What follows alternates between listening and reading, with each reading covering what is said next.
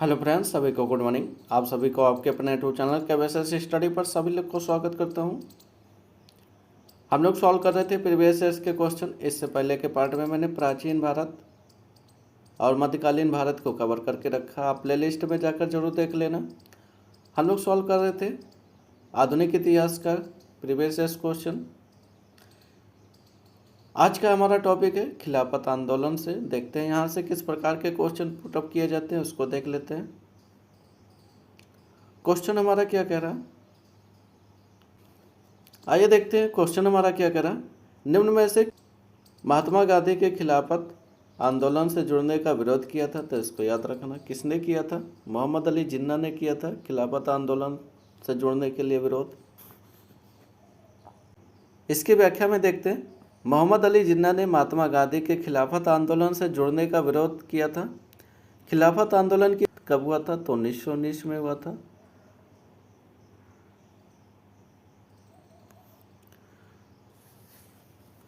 तो इसको याद रखना। खिलाफत आंदोलन 1919 ईस्वी में मोहम्मद अली जिन्ना और शौकत अली के नेतृत्व में शुरू हुआ था। इस आंदोलन के प्रारंभ होने का मुख्य कारण क्या था? तुर्की के खलीफा के पद को समाप्त करना था। अखिल भारतीय खिलाफत कमेटी की अध्यक्षता महात्मा गांधी ने किया था। तो इसको याद रखना। तो खिलाफत आंदोलन कब स्टार्ट हुआ था? 1919 में हुआ था। यह तुर्की के जो खलीफा पद थे उसको समाप्त करने के लिए आंदोलन की शुरुआत हुई थी। लेकिन इसको याद रखना, अखिल भारतीय खिलाफत कमेटी की बात करेंगे, अध्यक्षता किसने किया था? तो गांधी जी ने किया था।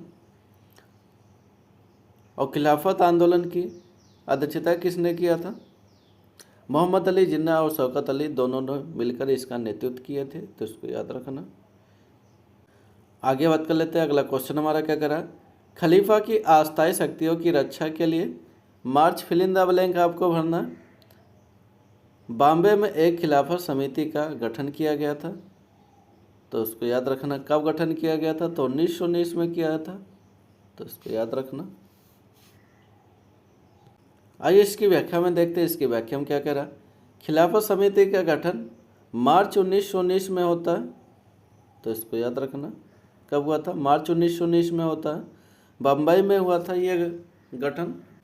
खिलाफत समिति का गठन हकीम अजमल खान, मौलाना आज़ाद, अली भाइयों मोहम्मद अली जैसे शौकत अली, ये सभी लोगों ने मिलकर इसका गठन किया था। महात्मा गांधी जी के सलाह पर खिलाफत समिति ने असहयोग की नीति अपनाई थी। तो इसको याद रखना।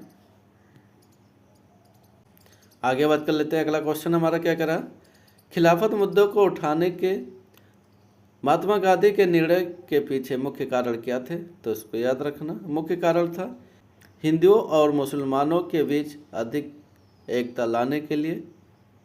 इसका मुख्य कारण था खिलाफत मुद्दे को उठाने के लिए महात्मा गांधी जी का यह निर्णय था कि दोनों लोग की एकता और मजबूत होगी। तो इसको याद रख। इसकी व्याख्या में देख लेते हैं क्या कह रहा है, खिलाफत मुद्दे को महात्मा गांधी जी हिंदू और मुसलमानों के बीच एकता स्थापित करने के लिए अभूतपूर्व अवसर के रूप में देखा था। तो इसको याद रखना। खिलाफत आंदोलन का मुख्य कारण अंग्रेजों द्वारा खलीफा के पद को समाप्ति के लिए था। इसका नेतृत्व भारत में अली बंधुओं ने मिलकर किया था। जैसे बात कर ले, मौलाना मोहम्मद अली और शौकत अली, ये दोनों लोगों ने मिलकर इसका नेतृत्व किए थे। तो इसको याद रखना। आगे बात कर लेते हैं। अगला क्वेश्चन हमारा क्या करा है, खिलाफत आंदोलन निम्नलिखित में से किसके विरोध में शुरू किया गया था? तो इसको याद रखना। इसका विरोध का मुख्य कारण था ऑटोमन साम्राज्य का विघटन के लिए। इसकी व्याख्या में देख लेते हैं। इसकी व्याख्या में क्या कह रहा है, खिलाफत आंदोलन 1919 में प्रथम विश्व युद्ध के बाद भारतीय हिंदुओं और मुसलमानों द्वारा जो राष्ट्र ऑटोमन साम्राज्य के विघटन के विरोध में शुरू किया गया था। तुर्क साम्राज्य भारतीय मुसलमानों के लिए महत्वपूर्ण धार्मिक और राजनीतिक महत्व रखता था। इसके विघटन से उनके विश्वास और भावनाओं के लिए एक झटका माना जाता था। तो इस आंदोलन का नेतृत्व मोहम्मद अली जिन्ना और शौकत अली दोनों भाइयों द्वारा यह मिलकर इसका विरोध किया गया था। इसके अलावा बात कर लेते हैं गांधी जी जैसे प्रमुख व्यक्तित्व इसके नेतृत्व में शामिल थे, तो इनको याद रखना। आगे बात कर लेते हैं, अगला क्वेश्चन हमारा क्या कह रहा है, खलीफा की लौकिक शक्तियों की रक्षा के लिए बॉम्बे में फिल इन द ब्लैंक आपको भरना है। एक खिलाफत समिति का गठन किया गया था।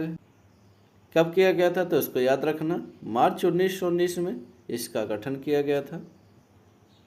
इसकी व्याख्या में देख लेते, खलीफा की लौकिक शक्तियों की रक्षा के लिए मार्च 1919 में बम्बई में खिलाफत समिति का गठन किया गया था। इस समिति का गठन मोहम्मद अली जिन्ना और मौलाना शौकत अली दोनों लोगों ने मिलकर इसको गठन किया था। इसका उद्देश्य था प्रथम विश्व युद्ध के बाद तुर्की साम्राज्य के विघटन, तो इसको याद रखना। आगे बात कर लेते हैं, अगला क्वेश्चन हमारा क्या करा, असहयोग आंदोलन और खिलाफत आंदोलन कब शुरू किए गए थे, तो इसको याद रखना। असहयोग आंदोलन की बात करेंगे तो 1920 में इसको शुरुआत किया गया था। इसकी व्याख्या में बात कर लेते हैं, असहयोग आंदोलन की शुरुआत 1 अगस्त 1920 में शुरू किया गया था। इसके नेतृत्वकर्ता की बात करेंगे तो महात्मा गांधी जी ने किया था। यह महात्मा गांधी जी के नेतृत्व में किया जाने वाला पहला जन असहयोग आंदोलन था, जो 1920 से 1922 तक चलाया गया था, तो उसको याद रखना। 1920 में स्टार्ट होता, 1922 तक ये चला था। 1922 में इस आंदोलन का वापस लेने का मुख्य कारण क्या था, चौरी चौरा का कांड, जो कि गोरखपुर में हुआ था, इसको याद रखना। यह आंदोलन भारत की ब्रिटिश सरकार को स्वशासन या स्वराज्य देने के लिए प्रेरित करने के लिए यह आंदोलन चलाया गया था, तो इसको याद रखना।